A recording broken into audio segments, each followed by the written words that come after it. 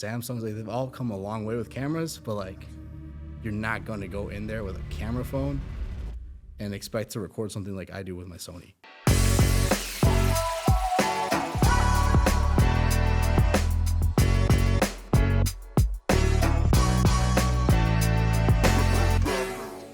How's it going? I'm your host, Enrique, and you are watching the XR Podcast. On today's episode, we have a fantastic guest, Juliofilmsit. Hello. And today we're going to be following our new agenda, our program.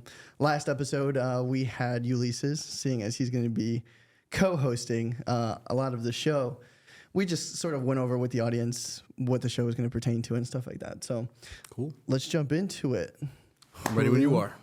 Started in 2008, Sony Vega, Oh, God. videographer in the Chicagoland area, but he travels for work. So if you need a videographer, a talented one, might I say, you can hit him up at Juliofilmsit on Instagram, right? Yep.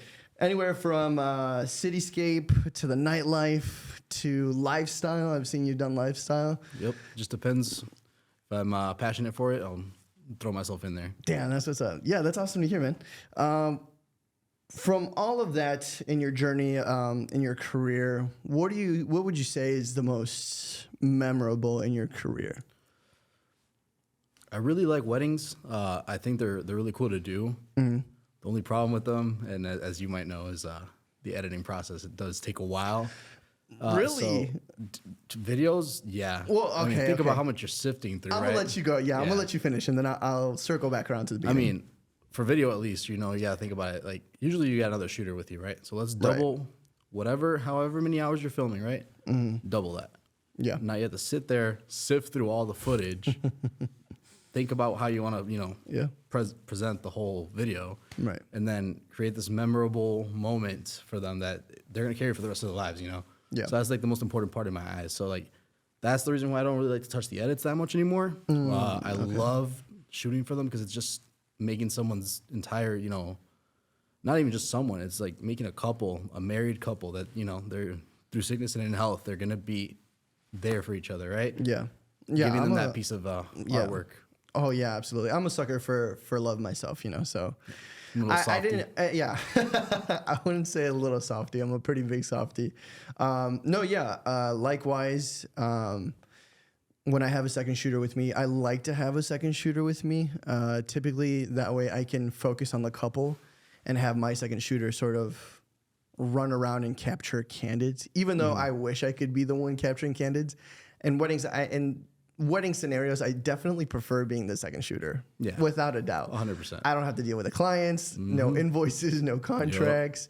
But it's funny you mentioned editing as one of the bigger hurdles for you. I feel like for me, like for weddings or those type of events, I feel like is more so the scope or the timeline of those projects. A lot of times I find that couples are trying to hire you 6 months in advance, the good ones, not the ones that wait last minute. Oh, yeah. They're trying to hire you 6 months in advance. You have to go through all of this preparation. You have to work not just with the couple, but with the parents, the wedding planners, the florist or whatever the case may be. I feel like that's my biggest hurdle when it comes to weddings is the timeline. Sometimes it's 6 months of pre-production work and planning, the night of, and then still another month or two for not just deliverables, but for prints like books or, stuff like that. I feel like for video, it is a little bit different because you only have a couple of deliverables and you don't have to worry about it. Mm-hmm. As far as photos goes, I can turn in the digitals, but they're still waiting for prints or books or calendars and makes stuff a lot like more that. sense. You know what I mean? Another big thing that up until recently, like me and Ulysses talked about it a lot is really just having a team ready for this, because it's like, they're gonna want video, right? But they're also gonna want photo. Like, it's 9 out of 10 times they're gonna ask for photo as well. So how do you mentally prepare for that? It's like, I don't want to have to run around, either rent another camera, shoot photos here, ding ding ding, and then go make sure that my video's over here on the tripod. Right. One, tripod shots, they're amazing in certain aspects, right? But you don't want to have a still video for 5 minutes or like 3 minutes even. It just like where's the fun in that? Exactly. So yeah, like being able to have a set team in mind when it comes to those types of shoots is like really essential nowadays, especially for weddings or bigger projects like that. Right. The biggest thing that got me to really start thinking about, cooperating more with like a community of people is like Indian weddings actually. So that's really interesting. Tell me more about that. They're Indian DJs. Okay. So they do a lot of weddings up in Schaumburg. Nice. And dude, like if you've seen these weddings, it'd blow your mind. I'll probably show you later. But it's like we're talking upwards of $1 million that they spent on the whole, thing. My goodness. And you also got to remember it's more than a day for them, right? Right. In India, it's about 7 days that they celebrate. Here, it's about 3 days. I mean, Right. really, who can afford to take 7 days off just to celebrate? Right. Like you have like the pre-wedding, like the bachelors or bachelorettes, the night of the wedding, and then afterwards. Like there's a ton of ceremonies that go into Right. it, man. Like I know the bride, for example, she'll probably be up at like 3 a.m. getting ready. Oh damn. Yeah. Oh goodness. Yeah. Oh wow. Yeah, they got a lot of tradition into their wedding ceremonies. Oh wow. It sounds beautiful. I think I've seen some online, but I've never watched like a full wedding feature video online. Like I never really sat down to watch one, But so a little bit about your career. So you do lifestyle. I've seen you do some like quote unquote travel, if you want to quote it, some gym. So you do lifestyle video. You also do nightlife. So clubs and events and stuff like that. Not just clubs, but like you said, weddings. And you also have done cityscape stuff, right? Throughout your journey in your career, you did mention weddings. Do you have a specific moment or a highlight in your career that you find most enjoyable or most memorable? I have a couple. If I really had to narrow it down to one, I think it'd be and I haven't posted any of this footage yet, by the way. I'm actually waiting for it. It's one of my friends from out here. Stay tuned, y'all, for that this is unreleased from, footage. We're talking from like 2020. Oh, dang. Okay, cool. Yeah, it's one of my friends. He moved out from Joliet, from here, and he's in Denver right now. He wanted to start his music career. He wanted to, just a fresh start in general. So he moved out there. He's and it's kind of nice to see that he's finally starting to really ramp it up with that. Yeah. He has a couple of good friends out there now that they're up there. They're signed by a major record label for sick. For Mexican music. Yeah. And he knows a very big, famous regional Mexican artist as well. Very nice. Seeing the progression, how he's starting to take it more and more seriously now, that he's more comfortable out there. I mean, keep in mind, he moved by himself at first. Okay. His little brother's over there now, but he had no family out there. He just moved. So he made that leap. Faith. Yep. Yeah. And it's really nice to see creators do that. Yeah. Whether it be musical artists, whether it be us. Like, it's just like, you have to believe in yourself. If you don't believe in yourself, then who will, realistically, right? Yeah. So, absolutely. Yeah, no, that would probably be the experience right before he traveled out there to go move out there permanently. It was about like 3 days. You flew me out there with him. Oh, sick. And yeah, it was probably one of the most entertaining, like eye-opening things in my life. Because it really just showed me like there's people out there doing stuff like that, right? Right. And it showed me that like there's baby steps to everything, but sometimes that last step is just gonna have to be a big boy step. You gotta take that leap. Yeah, absolutely. No, yeah, it's funny you mention that. I've worked a corporate job for I don't know how long, and I left stability. Well, that's what I felt like I was lacking, but as far as like benefits, income, and stuff, like I left stability for entrepreneurship to start my own business, and I have this. So I got very lucky, but it's true. You really got to take, that leap of faith, otherwise you're always going to be thinking, what if, and I can't, that's one of my biggest fears is living in regret or what if, and absolutely not. I had to take that leap of faith. Yeah. Can you recall a moment where you've taken a leap of faith in your line of work as a absolutely. videographer? Yeah, recently. Oh, nice. So I still work a day job, right? But the last job I had, I was there for almost 2 years, and towards the end of, I would say after the first year passed, the store manager that brought me in, he took me from my old job, went to that store, then he went to, he brought me, but he had left, and it just got increasingly more like problems between coworkers and blah blah blah. And I'm not really one for drama. I'm like, if you don't like being somewhere, leave, right? Right. Yeah. Why stay where you're unhappy? Yeah. So with that being said, it just started dawning on me. Like I was just like, oh, I don't want to go to work, and I found myself having more and more trouble waking up to go to work. Right. So it was a mental thing at this point. Yeah. And if you know anything about being, mentally blocked, it carries over into everything else, right? Absolutely. So my edits started, dragging even more. And it was just really hard to do anything, man. Yeah. Because I'd wake up, I'm like, I'm late. Okay. Let me go to work. Then I'm at work. I don't want to do anything. Keep in mind, I'm just like, I'm a robot right now at this point. Yeah. I'm just not happy at this point, but I don't realize this myself yet. And then I can't remember what shoot it was. It was in the nightlife because that's like my primary thing right now. But I just woke up one day and I was like, this is what's stopping me here. Like, I had to wake up at 6 in the morning to get there at 7. I'm like, bro, keep in mind I'm getting home at like 3, 4 in the morning. Yeah. Sometimes I'd have to pull those all-nighters, right? Yeah. So it was getting to me really bad. And then, like, I at the time thought, this is what I want. This is like the schedule I want so I can, continue to progress. Right. No.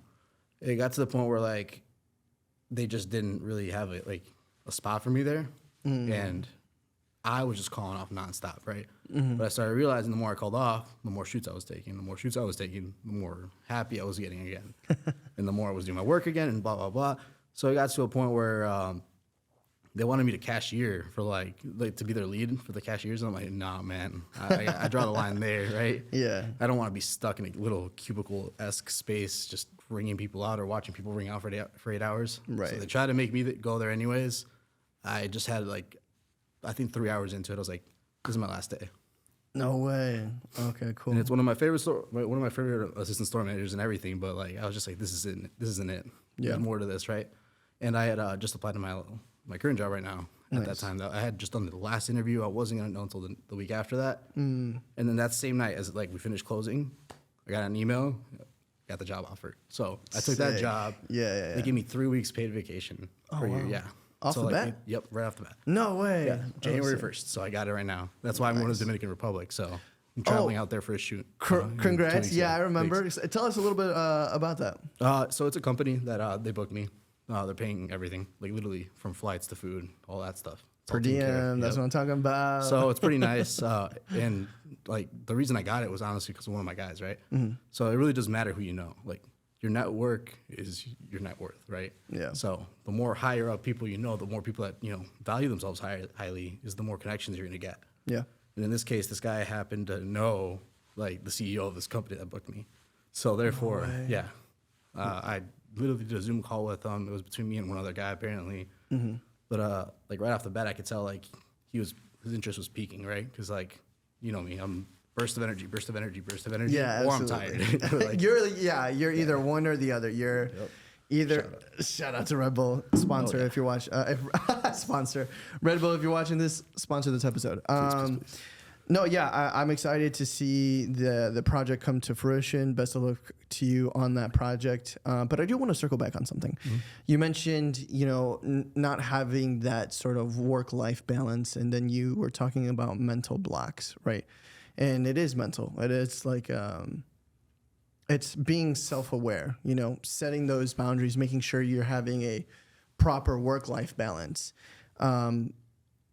For videography, for your line of work, what is that driving force? Is it monetary? Is it someone giving you that inspiration, or is it a form of self-expression for you? What gets you past those mental blocks? What encourages you and motivates you to continue to shoot video? I mean, if I'm being honest, like at first I would say it probably did start off as monetary. Yeah. So, I mean, when I first started out, I really didn't know what I was doing. I was just thinking I was going to do photos, try to help out with the people I was with at the time. They were throwing events over here in Joliet. And I just really wanted to be helpful for them, Like, we don't really talk that much anymore, no bad blood or anything like that. But, I just wanted to be of help. They were throwing all these events. They were wasting their money. I really didn't have that much money at the time. So how can I help? That was photos, right? Right. And I quickly, luckily I had friends that, they knew people. They were throwing other events. And then they kept booking me for that. And then I was making money right away from it. And at first I thought it was all money that I wanted. And then I realized I wasn't doing this for the money per se, because I was still working at the same time, right? Right. And it goes kind of into your work-life balance question, which I'll answer right now. But how do I say it? I guess I was making the money and that was cool and all, but I realized really quickly I actually liked doing it, right? Right. I was very passionate about it. I didn't even know I was going to do this stuff, right? I just kind of grabbed a camera. Like I said, I was taking pictures at the time, but then I was like, let me try videos, right? Yeah. And I feel like that's how majority of people's journeys are. They start off with photo and then go into video. But keep going. I didn't mean. No, yeah, you're good. Yeah, like I told you before, 8th grade year, me and my friend, we just randomly grabbed a camera, started filming random stuff, and we ended up doing our 8th grade year recap for the whole school. It was pretty funny. And it's crazy to think about the evolution from when we started to where we are now. Because you did mention in 8th grade, you started off with Sony Vega. Oh, yeah. And now we have softwares like Premiere and DaVinci, you know. So there, and not to mention the technology and where we are now. Where exactly do you think our industry is going? And where do you see yourself in the industry?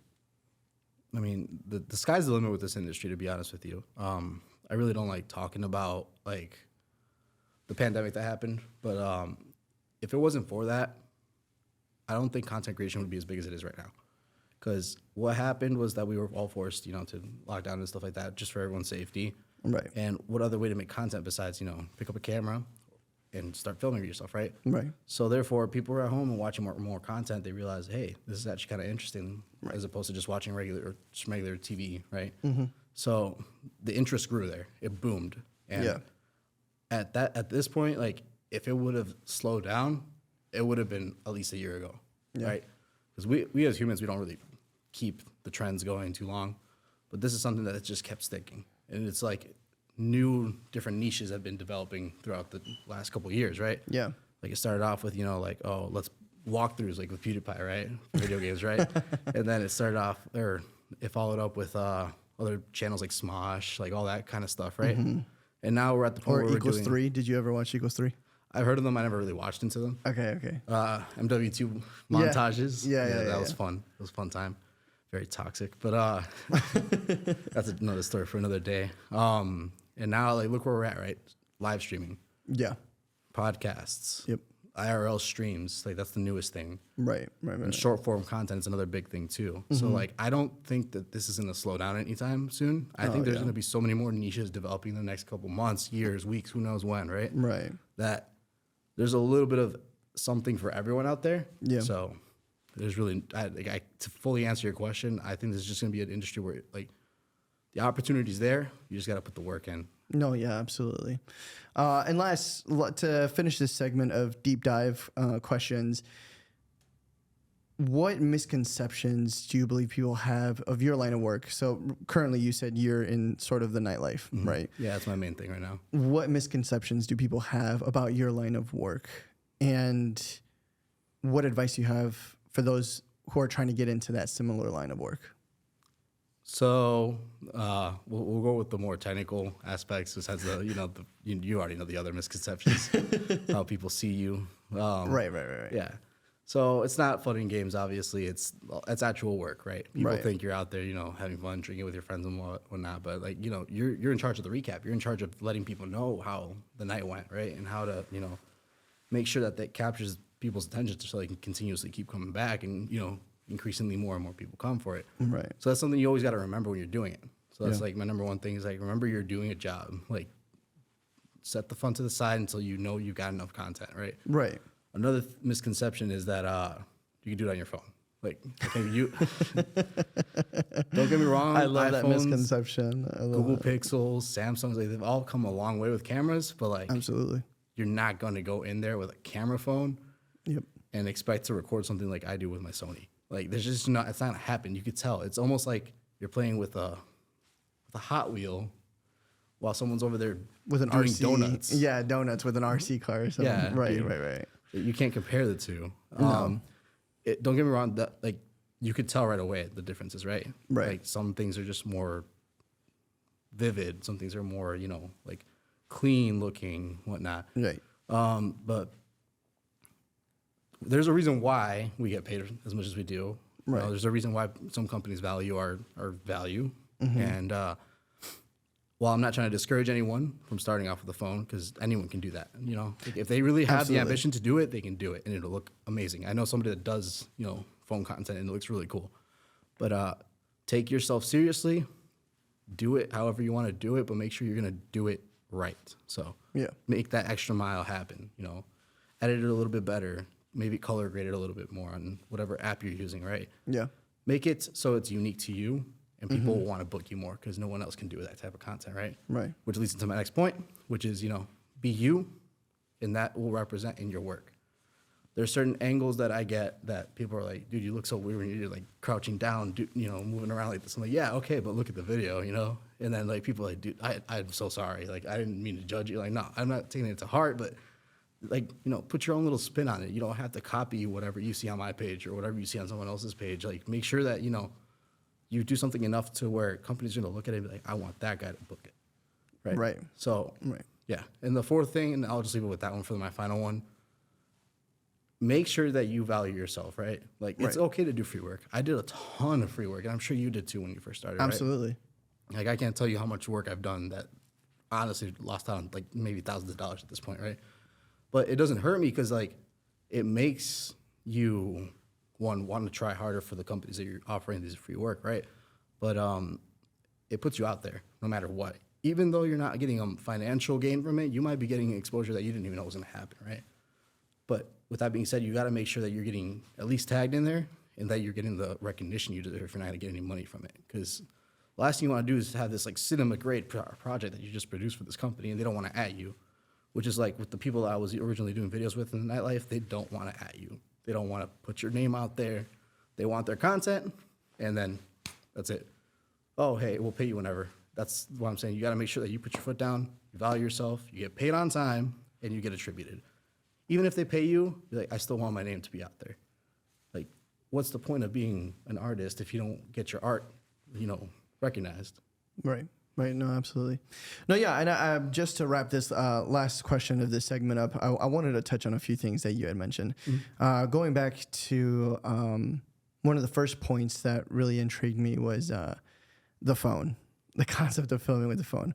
I am one to always encourage people, if you have a phone, use it. A good case, a good example is Mr. Beast. I feel like that's a poor example, but he'd always said, he started off his YouTube channel just using an iPhone, what was it, iPhone maybe? 5 or 6 or something, right? And I always tell people, think of photo and video like Ratatouille. Anybody can cook.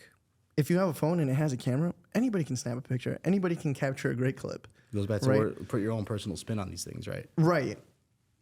But again, like Julio said, to continue to elevate yourself, you're going to have to consume and learn how to edit that footage, how to edit that photo, right? Just because you got a camera in your hand, you're not a professional. And especially if you're holding a phone. I love that misconception of Apple selling you filmed on iPhone when yet they have a robotic arm or a jib. They have so much more connected to the phone. And they have professionals that have done this for years of pre-production, concepts, and then the day of the production, it's an entire team. So while they're good at their job in marketing, they're going to sell you on the phone because they're going to make you think you are a photographer or a videographer just because you got the phone. But don't get it twisted. Just because you have that camera doesn't make you a photographer. It doesn't make you a videographer. It's definitely a stepping stone to start off. I completely encourage people to get into this field because it's a very rewarding field, I feel like. Because for me, I do it for self-expression. I do it because I like to consider myself an artist, not necessarily a photographer, right? So I just wanted to touch on that. And another one that really sort of hit close to home was doing free work. My goodness, have I done a bunch of free work. And I've missed out on opportunities too where I could have gained money, but it wasn't just more so the exposure on why I did it for the exposure per se. I really did it to test out concepts and ideas that I had because while they are going to have expectations of deliverables and what they want and what they need, it gives you an opportunity to learn and make mistakes because there isn't that expectation that it's going to be the highest of quality. Now, of course, even if it is a free job, put your best foot forward all the time, whether it's paid or unpaid. But it is definitely a really good opportunity to test out that cool transition that you wanted to do, or that weird camera movement that you've been seeing that you want to try, or that edit for a photo, or long exposure. Like, definitely take it as an opportunity to learn. And keep in mind, this is going in your portfolio to show other people, So I'm glad that you mentioned those things, because I feel like those are very important to mention to people, But I'm really excited for this next segment. This next segment is called Spray and Pray, for those professionals who know what that is. Just to give you a little bit behind, spraying and praying is a method of shooting, whether it be photos or videos, primarily only applied for photos. Spraying and praying means you are literally holding the trigger and spraying photos, capturing as much as you can, and praying that you get the result that you want, as opposed to being intentional with your shots. So this segment is called Spray and Pray, because I'm going to spray a bunch of questions at you while you're going to pray to get the task done. What I'm going to have you do is choose one of 3 photos, all of them of which are mine. One from when I started off photography back in 2013. I've started photography before then, but one from 2013, one from 2018, and a current one. You're going to choose one of the 3. Once you've chosen which photo you want to edit, you're going to let me know. I'm going to start a timer of 3 minutes, and I'm going to start shooting this or that questions to you. So you're going to have 3 minutes on the clock, and once you have decided the photo, you're going to go ahead and edit it, and I will set the timer. Go ahead. I'm going to give you a minute to look between the 3, choose which one you really want, and then once you're ready, I'll go ahead and start that timer, and then we'll get started. Once you finish the edits, I'm going to ask why you chose the photo, why you edited it the way you edit. But before that, we are going to go into depth on why you chose this or that. So let me know when you are ready. Cool, let's do it. 3, 2, 1. Alrighty, and he's off. He is editing. So the first one on this or that, reading or audiobooks? Audiobooks. Music or podcast? Podcasts. Movies or series? Series. Headphones or earbuds? No, headphones. Headphones? Yeah. Android or iPhone? I would say iPhone. Laptop or tablet?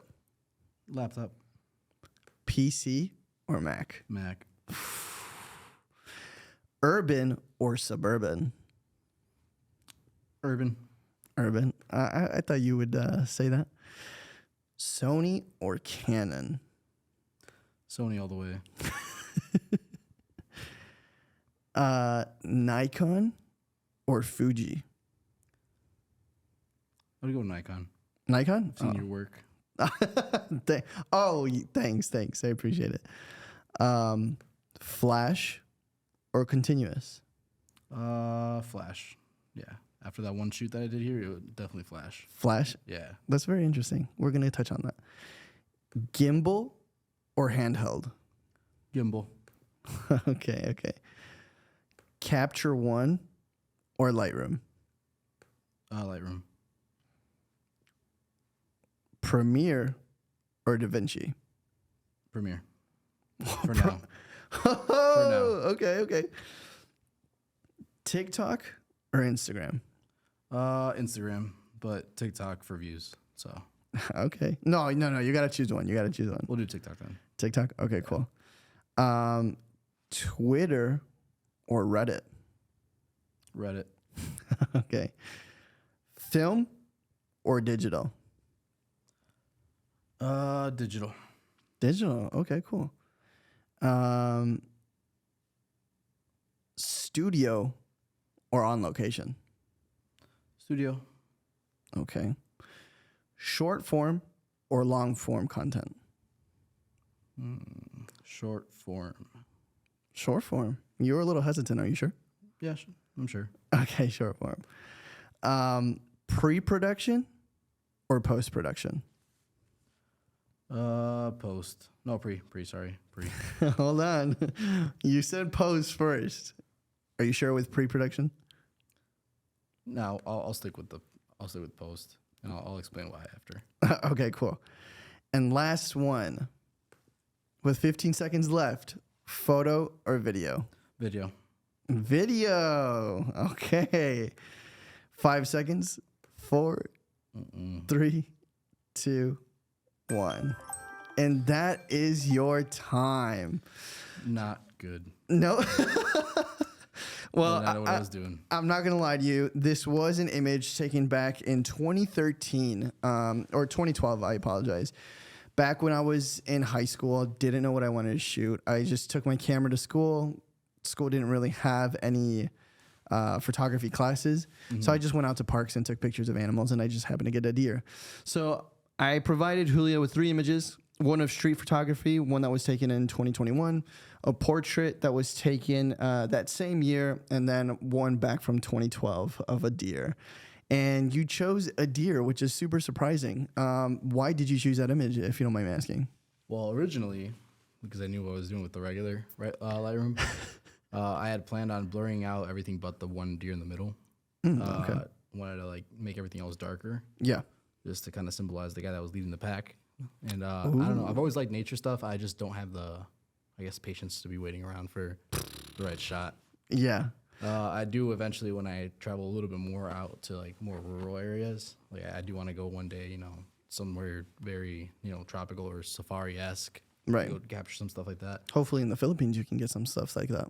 Dominican Republic? Oh, Dominican Republic. Yeah. I apologize. Yeah. Who knows? If I have time, I'll try to do it. Probably in the first day. It's the first day I'm not really filming. But yeah, no, I want to get some cool stuff like that. I don't know. Nature is contrary to me always being on something with electronics. I love nature. It's nice. Nice. It's not something we can create. It's something that is created. So. Yeah.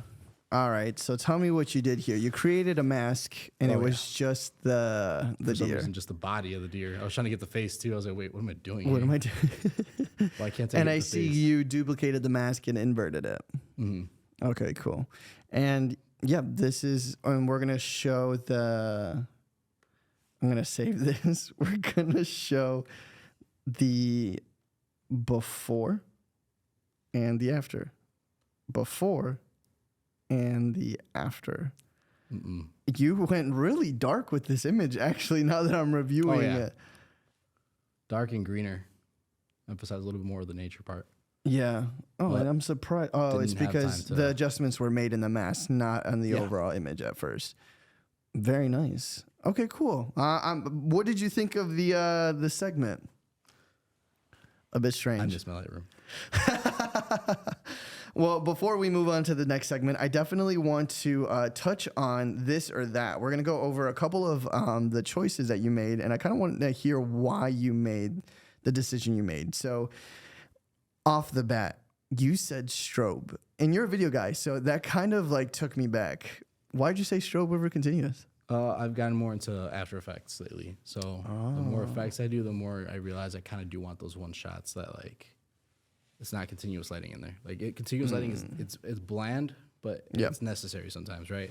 Especially at the clubs, like you do want continuous lighting so you can get the right videos of whoever you're getting, or whatever you're getting. But when it comes to special effects, you want those like glimmers of things that'll provide holes for you to transition into or to just pop something out of. Right. Between music and podcasts, you chose podcasts. Do you have any recommendations on what you would advise people to listen to or watch? I think one of them that I watch, but I'm going to keep that one to myself. I don't know. Like it really just depends. I'm not really like specific into what kind of podcast I watch too. I mean, Joe Rogan I watch a lot of.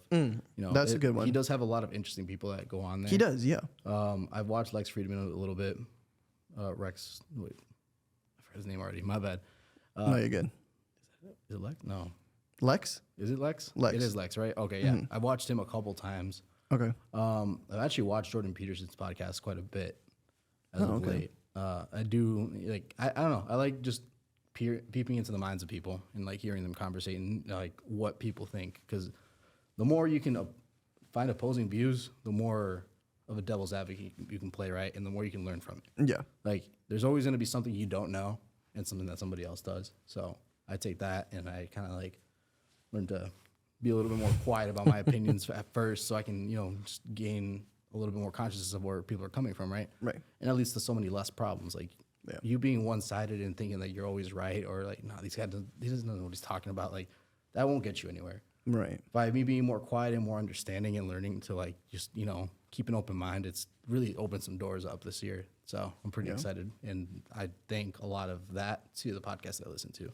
That's awesome. No, likewise, I think it's important to play devil's advocate, especially when it comes to your own perspective and your own lens, pun intended. Yeah, it's important to put yourself in the other person's shoe or see it from a different lens or perspective, right? Because sometimes we can be so blinded by our beliefs that we're not considerate of others and their opinions and their perspectives, right? So I completely agree with that. Moving on, just these last two, and then we'll move on to the next segment. You chose short form content, which was really surprising for me, seeing as you're a videographer. Can you tell us a little bit more why you prefer short form over long form? Yeah, that's what's going to propel you nowadays to get a little bit more of a following. Unfortunately, like our attention spans aren't there anymore, like how it used to be back in the day. So that short 7 seconds to 30-second content is just really popping right now, right? Yeah. And a lot of like what my mindset goes into is almost in a marketing sense, right? Like, Okay. what's going to get you the most views or the most wow? Like, let me send this to somebody, let me show somebody, right? And it's short form content because people don't have the patience to wait for a whole minute of a video nowadays. And think about what I just said, a minute, right? That's not something to be proud of as a human, right? Like, damn, I can't pay attention for more than a minute straight. Like, I even catch myself dozing off a lot. Like, I have ADHD, but I can still pay attention, right? Right. Like, I don't use that as a crutch saying, no, I can't pay attention to this, whatever, Like, there's days where I'm sitting down 8 hours plus on a computer trying to edit this video, get it done. Like, I need to get this done, right? Right. So just knowing what the audience wants, which is short form content, that's why I've produced more and more of it. Right. Do I like it? Yeah, I actually do. I think if you can learn to tell a story within 7 to 30 seconds, like, you're pretty good at what you're doing, Yeah. If you can tell an effective story from beginning to end, you're pretty good at it. Yeah. No, and the reason why I asked, because I was a little taken back, you said podcasts, and those are long form. They tend to be long form. Yeah, I enjoy those. And then on the opposite end, it makes me think, you did choose TV series over movies. And some TV series do have hour-long episodes, but most of the time it can be anywhere from like 20 to 30 minutes, right? But no, you're right. It is very... it's a really strong ability to have to sell something or tell a story in such a short amount of time. I mean, if you look at commercials, they work. And television before live streaming or like streaming online, the way people sold was on television. Now it's more influencer marketing, but yeah. Right. And it was commercials. They only had a 30-second to a minute window. So to be able to be that effective, I think is definitely a positive thing, a positive ability to have in your arsenal, And lastly, you chose video over photo. Oh, yeah. I'm a bit hurt because I'm a photo guy all the way. I think you knew my answer already, though. Yeah, because you're a videographer, of course. But likewise, I mean, my career started off as photography. Then I adapted to video because that's what the corporate office needed. And that's what they had called for. And I said, well, guess what? I do video. Right? And I adapted. And I, of course, followed on to that trend when Casey Neistat was big. I tried doing the daily vlogs, lasted, I think, 30 days, and that's it. It is so tolling. And then now, more and more, you'll see that creators who do take that path burn out so quickly. And even those who don't daily vlog, burnout is very real. I mean, look at a bigger scale, right? Like FuzzyTube, you got all these guys like Aiden Ross, like all these, like, people that they've been trying to stream every day. Right. The only one, big old Charlie up there, he's the one going strong. But I mean, even PewDiePie got tired of it after a while. Yeah. But he went for years, and it's like you do sacrifice a lot because you have to set that time. It's almost like the gym, right?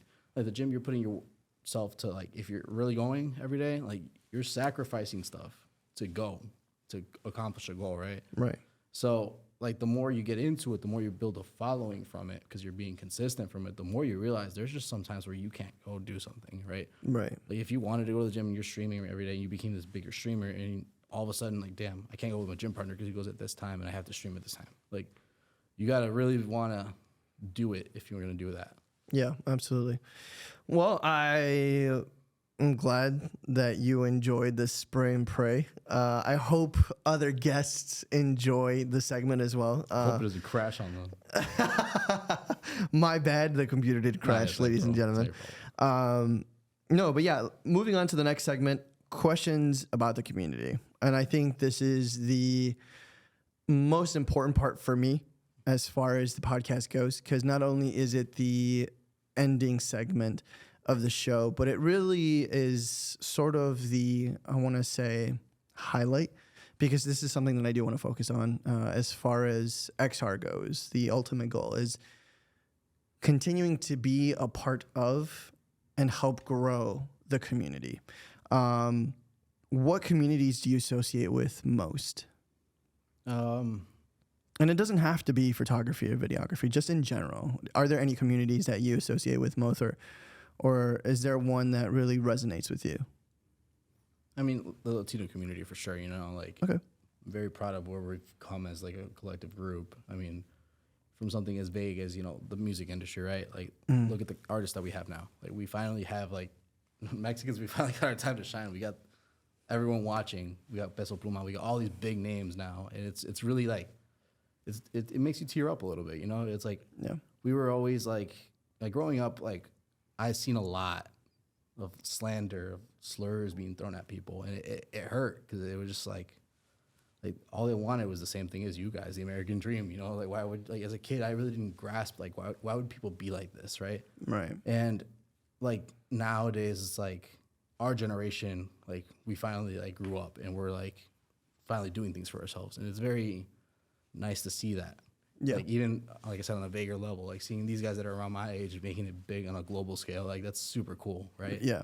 And it's just empowering, and it makes you realize, like, we can really do stuff. Like, we can really make a difference. And that's what really, like, makes me happy, and that's what really, like, unites, I feel like, Latinos right now especially. Because it's like, yeah, we might not know these people personally, but they're doing it. So that means that we can also do it. Yeah. We really wanted to.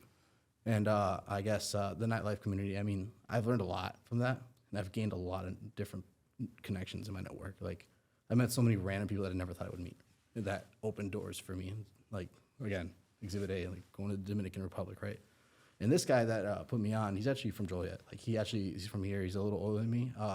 Shout out to him, like, my boy Sergio, because he met these people out there. Or, like, I don't even know how he met this guy specifically, but he knows a lot of other bigger people that as a result of him, like, we had that bond where he did the nightlife way before me, right? He didn't do videography and that, but he was in there. And like, we had that bond from that. We had a lot of other things in common too, like soccer and whatnot. But since we bonded like that, when we grew our network together like that, he was able to give me some tips, like, hey, like, just so you know, like, if you want to get more gigs, like, pay attention to who's around, right? Like, always acknowledge, like, your surroundings. You never know who you'll meet. That's true. Like, I've seen big celebrities last year, and, like, I've been able to film a little bit for them, and it was pretty cool. So nice. No, yeah, I agree. I am certainly proud to be Latino, especially in this day and age. I feel like back then, growing up, has a little bit of shame going on. I felt like I didn't know who I was, and I wasn't really involved in the Latino community, And yeah, I feel like even, growing up as a kid, being in high school, I didn't really care about community. For those of you who are listening in from Chicago or the Chicagoland area, I grew up in Bolingbrook. Mm-hmm.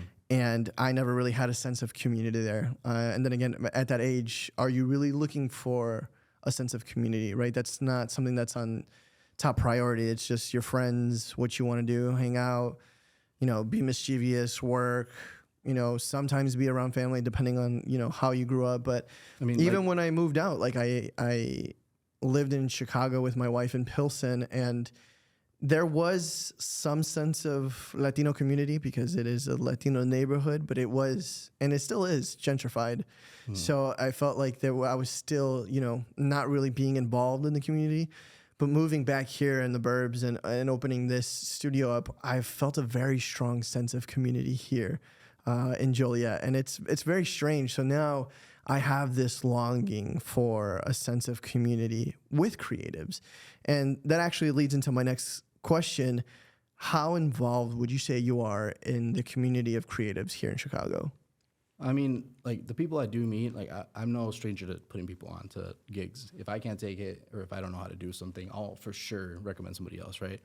And something that I've been saying for years, and this goes like even just to something as small as Joliet, right? Like there is so much talent here that the people just didn't take that leap. Like I've seen people from here, Joliet specifically, like some people are playing overseas basketball right now. Like I kept tabs with one of my guys from literally from middle school, dude.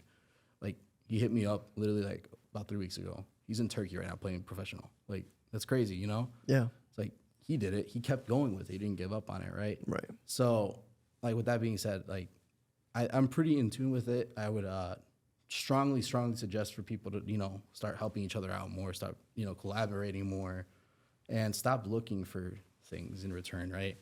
Like, absolutely. I get it. You're trying to get up there. You're trying to level yourself up, but you're not going to level yourself up alone. Like the whole lone wolf aspect is not going to sustain you in this, especially in the creative spaces, right?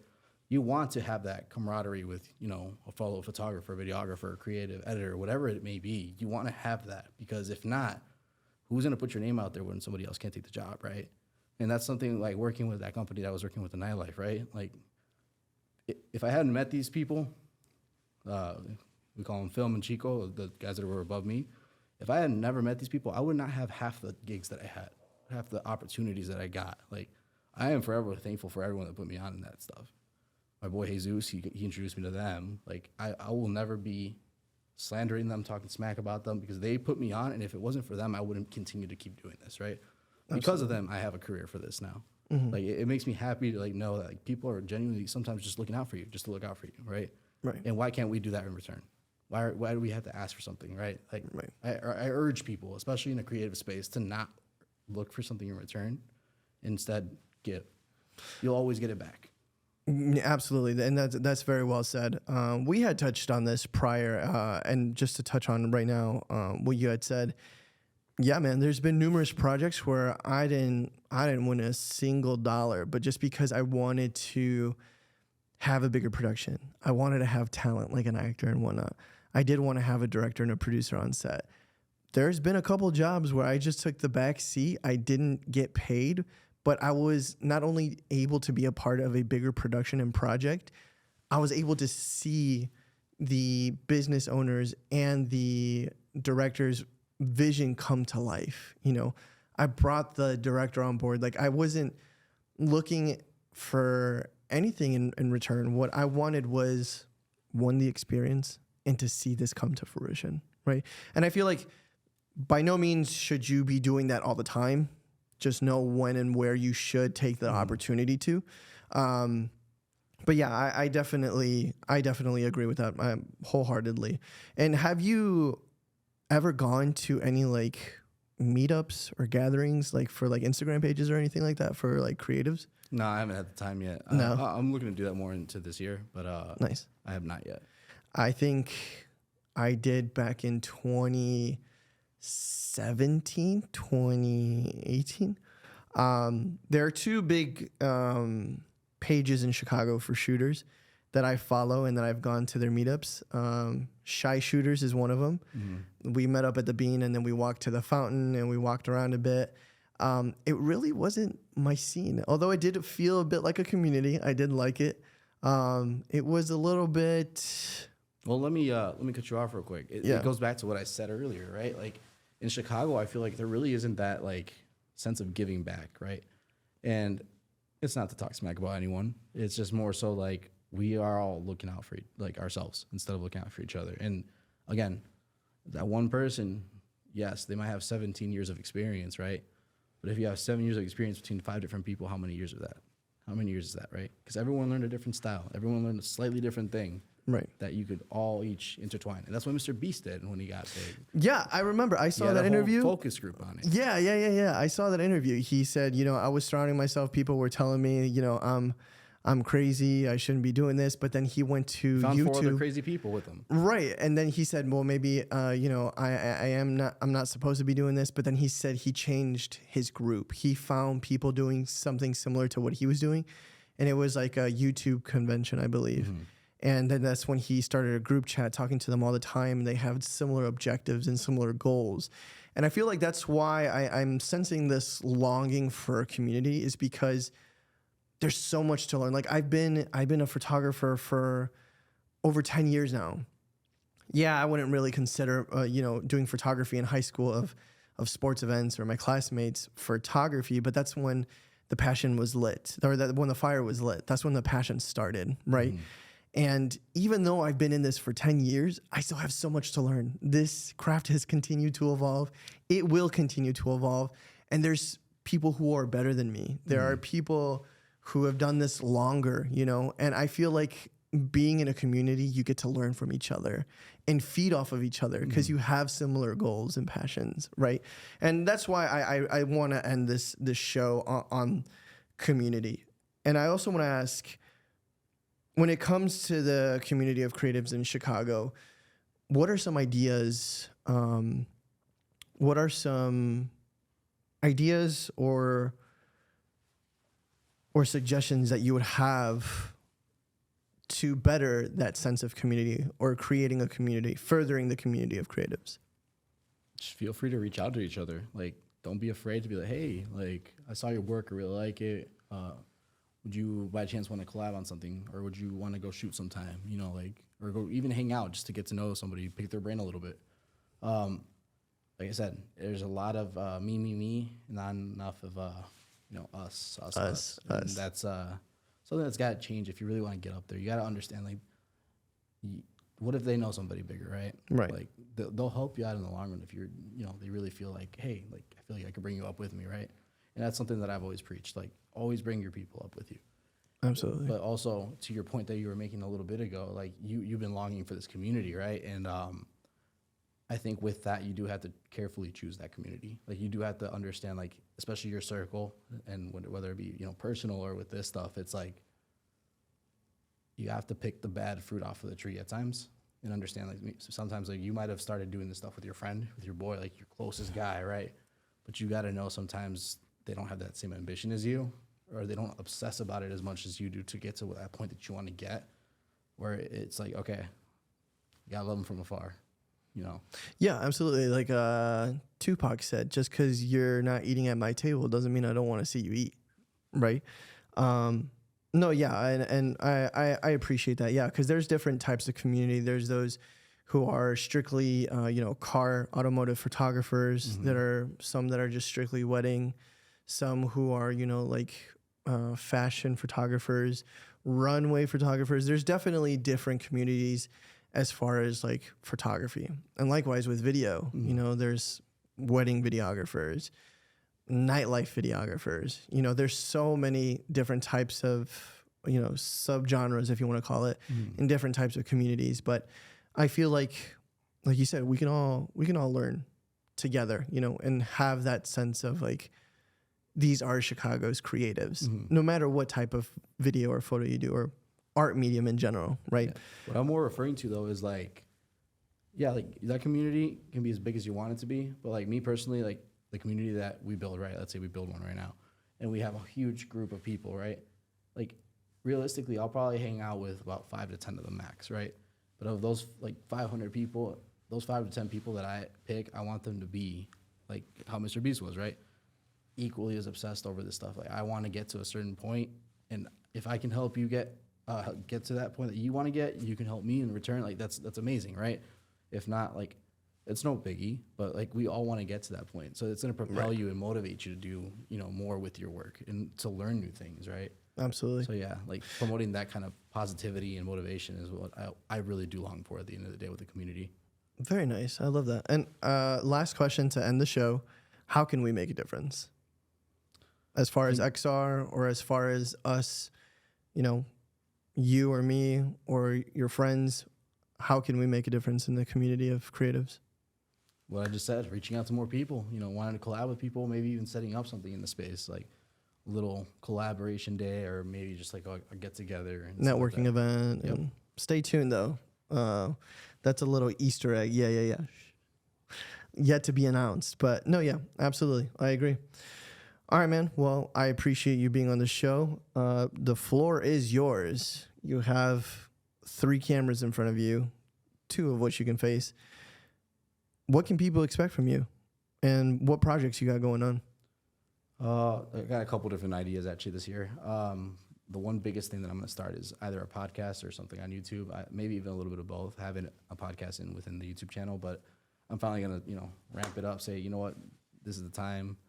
I think collaborating with you guys towards the end of last year really did open my eyes to that. I do want to be in front of the camera a little bit more. I do want to be able to provide a little bit more value into stuff, to not just showcase my work, which I love doing, but if I can at least make a difference in somebody's career or life or anything like that, and just kind of motivate someone to do a little bit more for themselves and reap the rewards from their work, or propel them to get up and whether it be this or anything else, right? Right. If I can make that difference to that person, like, I'll at least know that everything I've been doing is worth it, right? It's more than the money, like I said. It's about creating that community. It's about making a difference, whether it be the weddings, like all that stuff, like I said earlier, or just for someone, that one person that has been wanting to do this and they don't pull the trigger.